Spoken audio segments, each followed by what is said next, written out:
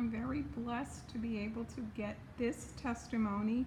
I feel like Jacob, I've been wrestling to get Curt to give his testimony. It is beautiful, it is inspiring, and he's right under the Sacred Heart of Jesus. May the Lord forever bless and keep him and his family. And I thank God for allowing him to be able to say these few words that can give God the glory. For he who is mighty truly does wonderful and great things day in and day out. Curt? Okay. Now, this is probably an example of how God can turn bad things into something good. I was driving along in my car. I went to Slidell the night before and didn't have any problems. So we went to church, my wife and I, and we got to leave the church in the car. The light came on, engine light came on, check engine light came on. The car started running bad. It looked like it was going to stop. And so we decided, well, I'm going to go over to AutoZone and let them put the machine on it so I can try to find out what's wrong. So we go to AutoZone and I get it looked at, and the guy tells me it's diagnosed the problem, says it's a spark plug misfires on the 6-cylinder. I have an 8-cylinder car. So I decided, well, what I'm going to do about that? I figured it's going to cost me a good bit of money to get it fixed. So I go home, I said, well, I'm going to call the mechanic I normally use. And I call him, and he says, the guy I normally have fixed is his nephew. He said surgery, and so he really can't do it. And he didn't want to tackle it himself. He figured it'd be kind of hard. He's kind of, have a little disability himself. So that closed out on me. I said, okay, well, what I'm going to do now? I tried to call another mechanic on the West Bank that I knew.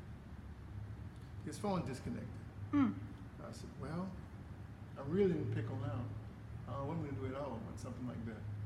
So I said, well, what I'm going to try to do, I'm going to go on the internet and try to see what it is exactly, the problem with the car. So I looked on the internet, used the internet for that, and found out the misfire was something that I looked at it, and it had examples of how to do it, illustrating it. And I said, well, maybe I can tackle it. I think I can fix that.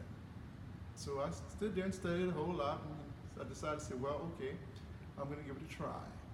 So I went back and got the parts from my AutoZone, came back and said, well, I'm going to try that. I looked at the part on the internet, I looked at the part that they gave me, and I said, it don't match up, it doesn't really look the same at all.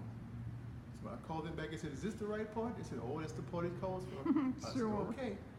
So I took the car apart, took everything underneath the hood, took it apart, tried to put it in there, sure enough, it didn't fit at all. Lord have mercy.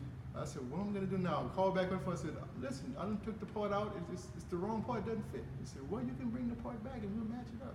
I said, well, the car doesn't run now, I took everything apart. I said, well, you got to bring it back. I said, okay. Meantime, this part I bought cost $63. They gave me the best part, for that purpose. So I said, what I'm going to do about this? So I said, I'm going to go ask a neighbor. I cut grass for the neighbor a lot every week. I figured they'd do a little favor for me. I asked him. He said, okay, we'll run you over there. So I go over with the part. They said, well, they match it up. You get to the store, they said, well, they must have boxed it wrong. That's the reason why you got the wrong part. Lord. So I said, okay. They go in the back and said, that's the last box. You don't have it anymore. So not really. I said, what am I going to do now? I said, I'm with my neighbor. I sure can't go to another store looking around for it. Hey, God's so they got said, it. They said, wait a minute. The guy said, let me go look in the back. So they went to get one of their parts. I got the real brand name part. Some Duralast. So they have their own parts. You know how some stores are. They sell parts on the cheap, and they make them a different way. So they gave me the part matched up. In the meantime, the part, like I said, bought was $63. This part they gave me this time was $20 less. Wow, so that was a blessing. So I got to pay less for that. So I brought the part home, put it in. I said, sure enough, the car started up and worked. The light went out, didn't have any problems so far. So that was a blessing. I was able to do it myself, and also I was able to save money because I could pay less for the part than I thought I had to. And then have to pay for the repair. The repair might have cost me hundreds of dollars.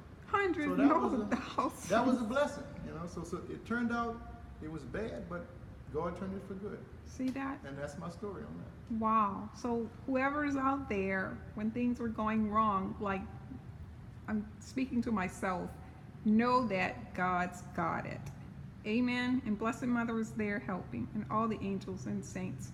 So to God be the glory. Amen and amen.